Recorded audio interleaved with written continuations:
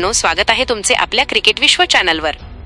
मित्रांनो, IPL 2026 ची स्पर्धा आता अगदी रंगात आली असून स्पर्धेचा अर्धा टप्पा ओलांडला गेला आहे। काही संघांनी आतापर्यंत 9 सामने खेळले आहेत, तर काहींचे 8 सामने पूर्ण झाले आहेत। काल झालेल्या हाय व्होल्टेज सामन्यात प्रिन्सच्या गुजरात टायटन्सने किंगच्या RCBवर भारी मात केली। गुजरातच्या या विजयामुळे मात्र गुणतालिकेत मोठी खळबळ उडाली असून 3 बड्या संघांना मोठा धक्का बसला आहे। आता कोणता संघ किंग आहे आणि कोणाची एक्झिट जवळ आली आहे हेच आजच्या व्हिडिओत आपण सविस्तर पाहणार आहोत। त्यामुळे व्हिडिओ शेवटपर्यंत नक्की पहा आणि चॅनलवर नवीन असाल तर सबस्क्राइब करायला विसरू नका। कालच्या सामन्याबद्दल बोलायचं झालं तर गुजरात टायटन्सने रॉयल चॅलेंजर्स बेंगळुरूचा पराभव करून या हंगामातील आपला 5वा विजय दिमाखात नोंदवला आहे।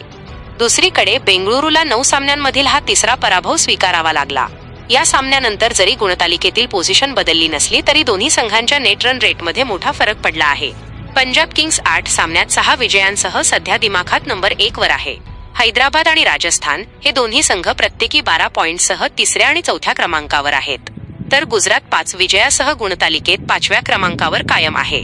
विशेष म्हणजे पंजाब, बंगलोर, हैदराबाद आणि राजस्थान हे 4 संघ आता फक्त प्लेऑफसाठी नाही तर नंबर 1 च्या खुर्चीसाठी एकमेकांशी भिडत आहेत।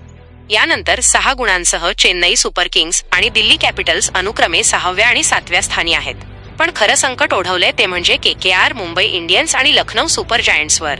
गुजरातच्या कालच्या विजयामुळे या तिन्ही संघांना मोठा झटका बसला आहे। या संघांनी आतापर्यंत केवळ 2 विजय मिळवले असून त्यांच्यासाठी प्लेऑफचे दरवाजे आता जवळपास बंद झाले आहेत।